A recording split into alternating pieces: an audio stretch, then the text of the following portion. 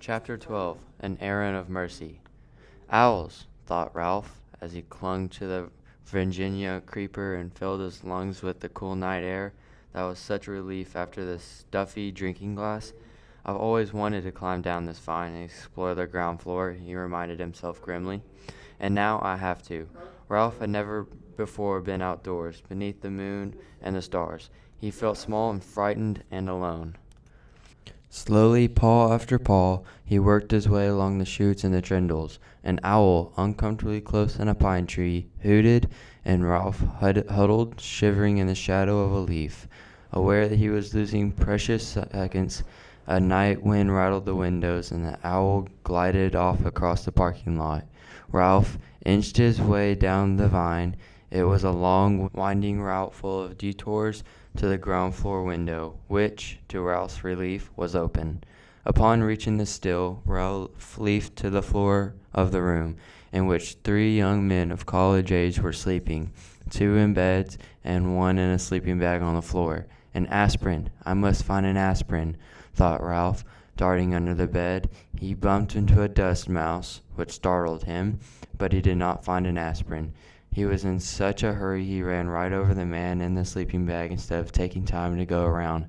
There, under the dresser, gleaming in a shaft of moonlight, he saw a round, white pill. He went closer. Yes, it really was an aspirin tablet. At last! Ralph was positive it was an aspirin and not some other pill because it had letters stamped on it. Ralph could not read the letters, but he knew they stood for an aspirin. He had been warned about them often enough. Now all Ralph had to do was figure out how to get the pill upstairs to room 215, telling himself that in spite of all that had happened that night, it could not be much past 1 o'clock in the morning. Ralph had pushed and half-rolled the aspirin tablet down the man in the sleeping bag to the door.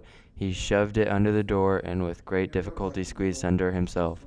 The first-floor carpet was thicker and of better quality than the second floor. Ralph worked his way with the aspirin down the hall to the lobby where the night clerk was asleep on a couch. The glassy eyes of the deer heads mounted on the knotty pine walls seemed to stare at Ralph. So did the giant eye of the television set. Slowly he moved his precious load across the lobby to the stairs, and there he stopped.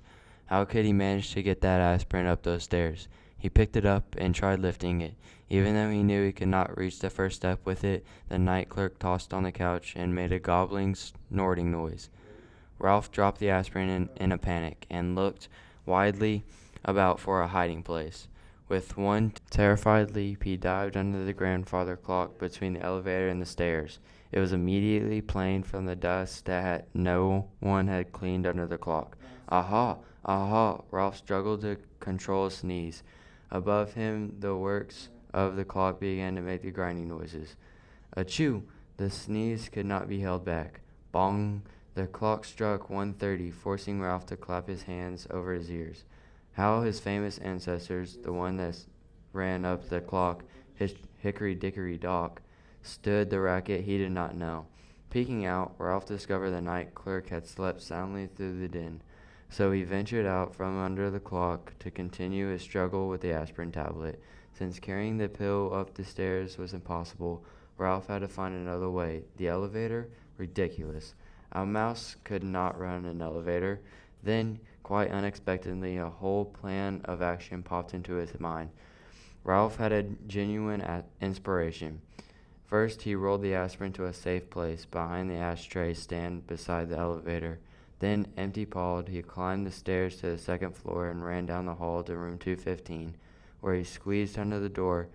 Keith was still half awake, his eyes glinting with fever under their heavy lids. Psst, said Ralph. I found an aspirin for you. Murmured Keith. An aspirin tablet. I found an aspirin. Where is it? Keith was more awake now. Down on the first floor. Oh. Keith was obviously disappointed. Now wait, said Ralph. I can get it up here, but I've got to have some help. You'll have to let me take your sports car. You're too young, mumbled Keith. I am not.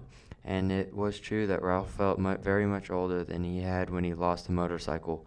Come on, you need that aspirin, don't you? You already lost my motorcycle. Oh, come on. Ralph was growing more impatient as he felt the night slipping by. If you won't let me take the sports car, will you let me take the ambulance? I guess so. Keith did not feel equal to arguing with a determined mouse.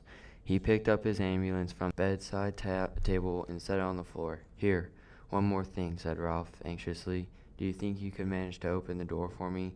I know you feel terrible, but it's the last thing I'll ask. Honest. And I promise I'll have the aspirin up here in no time."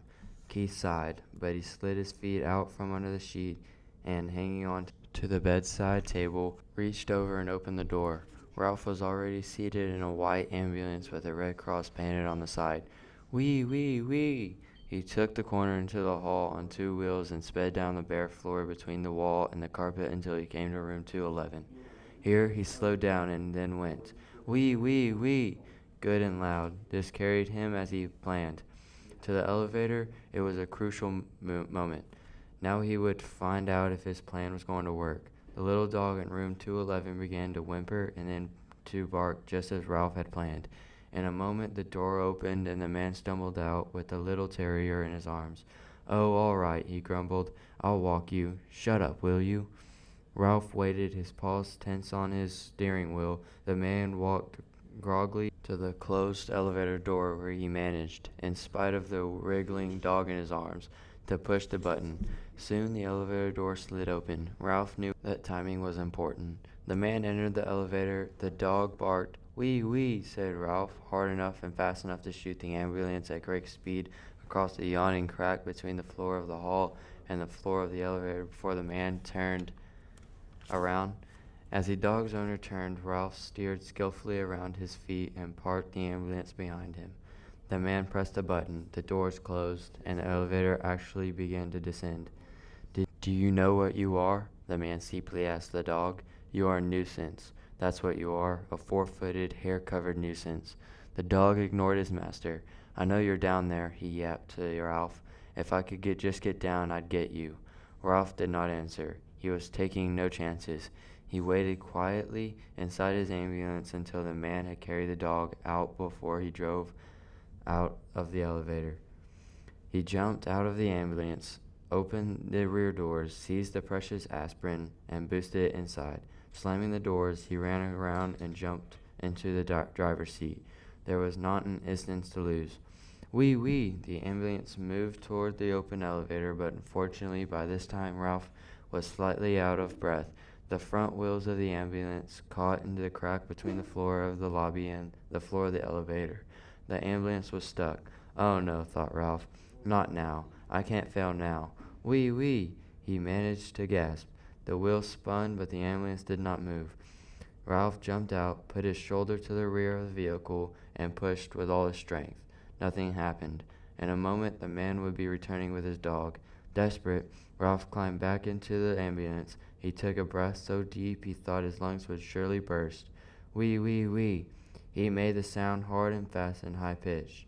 The wheels spun, the ambulance moved slowly at first, and then, as the tires got a grip on the floor of the elevator, it shot out of the crack and across the elevator and hit the rear wall with a bump.